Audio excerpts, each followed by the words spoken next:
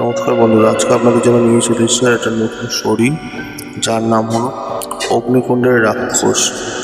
হাজারো বছর আগে জঙ্গলের গভীর এক প্রাচীন মন্দির ছিল।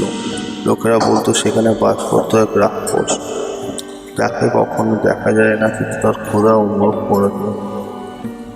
বর্তমান সময়ে অনিকেত একজন ট্রাভেল ব্লগার। শুনলো এই জায়গার গল্প। লোকাল গ্রামবাসীরা তাকে সতর্ক করলো, সূর্য ডোবার পর ওই মন্দিরে কখনো চেও না, কিন্তু সে হাসলো, বললো সব মিথ্যে। সন্ধ্যার পর সে মন্দিরে ঢুকে গেল। চারদিকে ভাঙা মূর্তি, মাঝখানে একটা বড় অগ্নিকুণ্ড, যেটা এখনো জ্বলছে, কিন্তু আশপাশে কেউ নেই। হঠাৎ ক্যামেরা নিজে থেকে বন্ধ হয়ে গেল, আর একটা গভীর কণ্ঠস্বর শোনা গেল, অনেকদিন পর কেউ এলো। অনেকের চারদিকে তাকালো, দেখলো কেউ নেই। কিন্তু আগুনটা হঠাৎ উঁচু হয়ে উঠলো, আর সেই আগুনের ভেতর থেকে একটা বিশাল ছায়া তৈরি হলো। ধীরে ধীরে ছায়াটা রূপ নিল এক বিশাল দানবের। চোখ দুটো আগুনের মতো জ্বলছে, দাঁতগুলো রক্তে ভেজা। দানবটা বলল, আমাকে বন্দি করা হয়েছিল মানুষের লোভের জন্য। অনিকেত পালাতে গেল, কিন্তু মন্দিরের দরজা গায়েব, চারপাশে শুধু আগুন।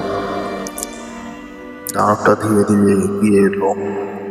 আমার সত্যি ফিরে পেতে একজন আত্মার দরকার। অনেকে চিৎকার করতে লাগলো, কিন্তু কেউ শুনতে পেল না। আগুনটা তাকে ঘিরে নিল।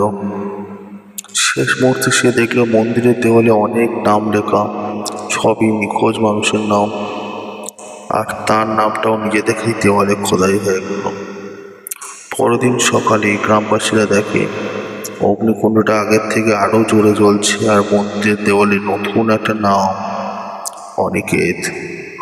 লোকেরা বলে, যতদিন এই আগুন জ্বলবে ততদিন সেই রাক্ষস ক্ষুধার্ত। নমস্কার বন্ধুরা, গল্পটা শোনার জন্য কেমন লাগলো অবশ্যই জানাবেন। ধন্যবাদ সকলকে।